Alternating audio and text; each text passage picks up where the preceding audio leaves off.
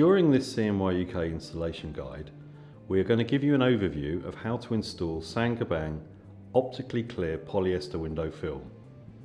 This new material will help you create stunning architectural and retail window graphics. First of all, thoroughly clean the glass and make sure any marks or residue are removed. This will help you gain optical clarity and impact once the film is applied. Using an application fluid, spray the glass or the reverse of the material. The solvent adhesive on the material is ideal for wet application, and the fluid will allow you to move the film into the correct position. Squeegee the film onto the glass and in turn remove the application fluid. Rubber edge spatulas and window blades will help work the film and push the fluid out to the edge.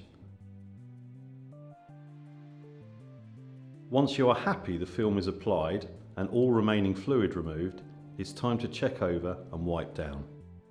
Job done! A fantastic window graphic with optimum clarity and colour punch. Let your imagination flow with CMYUK digital print materials.